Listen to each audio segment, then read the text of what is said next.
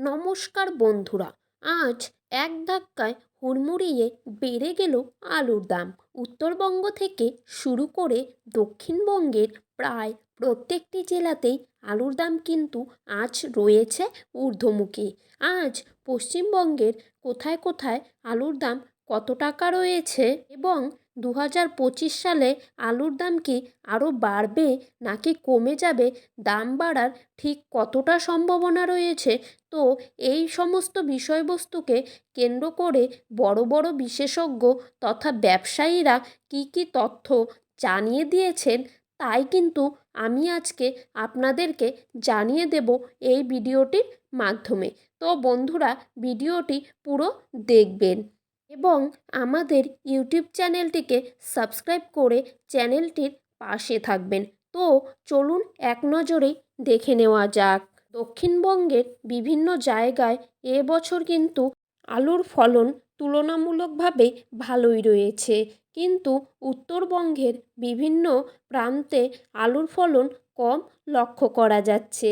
উত্তরবঙ্গের বিভিন্ন জায়গায় আলুর ফলন কিন্তু বিঘে প্রতি 65 থেকে 75 প্যাকেটের মতো দেখা যাচ্ছে, যার ফলে আলু চাষিরা কিন্তু হতাশ হয়ে রয়েছে। এরই মাঝে জ্যোতি, পোকরাজ, হেমালিনী প্রায় সব কোয়ালিটির আলুর দাম বাড়তে শুরু করে দিয়েছে। হিমঘরে লোডিং শুরু হওয়ার পর দর্শকরা ভেবেছিলেন আলুর দাম অনেকটাই বেড়ে যাবে। আজ বিষ্ণুপুরে জ্যোতি আলুর দাম 50 কেজির প্যাকেট হিসেবে 440 থেকে 460 টাকা। সোনামুখীতে পোকরাজ আলুর দাম 50 কেজির প্যাকেট হিসেবে রয়েছে 420 থেকে 430 টাকার মধ্যে।